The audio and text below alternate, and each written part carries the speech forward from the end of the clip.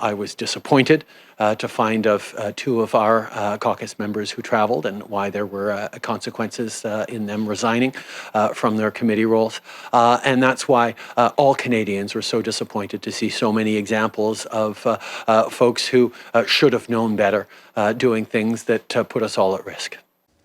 Prime Minister Justin Trudeau weighed in today on the politicians who vacationed outside Canada over the holidays when people were being urged to stay home. The fallout is being felt probably most acutely in Alberta. Half a dozen MLAs from the United Conservative Party left the country in December. That led to one cabinet minister resigning yesterday. Premier Jason Kenney then demoted five other MLAs and asked for the resignation of his chief of staff. But Kenney initially said he wouldn't punish anyone for traveling, taking action only after a massive public backlash. The CBC's Aaron Collins joins us from Calgary with more. Premier Kenney, Aaron hasn't spoken publicly yet about this since New Year's Day. It was a Facebook post that made those announcements about the minister and MLAs yesterday. What do you think you're going to hear? Albertans will hear from him soon. What's your take on that? Well, they'd like to. They've got some questions.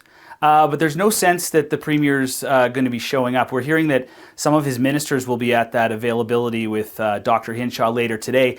But, he's hiding out at this point, trying to figure out how to get out of this. And he's lucky that there's not an election in this province for the next couple of years. He's got a lot of time, a lot of runway to figure this out.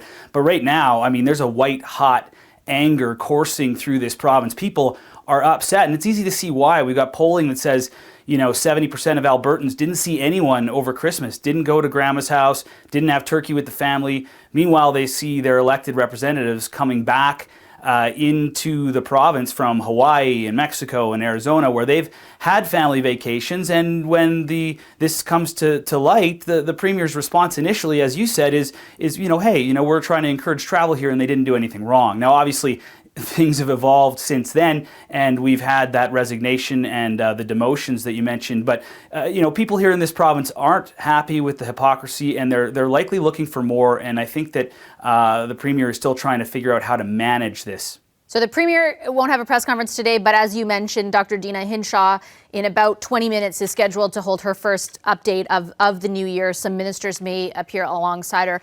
How do you think this factors in? I've watched so many of those press conferences, those updates, and there were questions from Albertans around the severity of the restrictions, around not being able to gather, explanations from Dr. Hinshaw.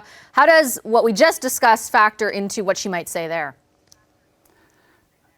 Yeah, I think if you sort of harken back to before the holidays, one of the big questions reporters were continually asking before there was a real sort of shutdown here in the province was whether or not Dr. Hinshaw was being listened to by the Premier and his cabinet. And I think that what you're going to be looking for is questions directed to Dr. Hinshaw about what she thinks about this minister and these MLAs who left the province. Now, traditionally, Dr. Hinshaw has, not bitten the hand that feeds her to a certain extent. She's been very careful not to anger the Premier and the people that she's working with to roll out health policy in this province. But that's definitely going to be the number one thing that reporters are going to be asking. That's what I'm going to be trying to ask. There's other questions too, though. Where are the numbers at? We still have, an average of 1,000 cases a day, new cases a day in this province. We've passed 1,000 deaths. It's not looking good. We've got 9% positivity rates on our testing, and we're still unsure, if we're going to be sending kids back to school on Monday. So there's a whole bunch of questions that people are going to be looking to hear from Dr. Hinshaw. But the number one question for sure is going to be what her take is on these ministers who traveled outside of the country when the rest of the province was told to sit tight, stay home, do nothing.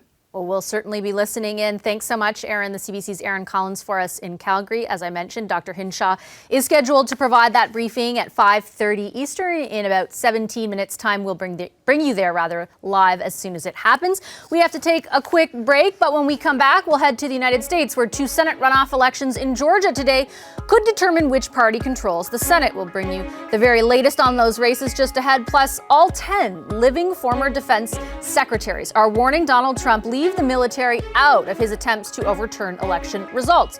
We're going to speak to one of them, Chuck Hagel, right after this. Stay with us.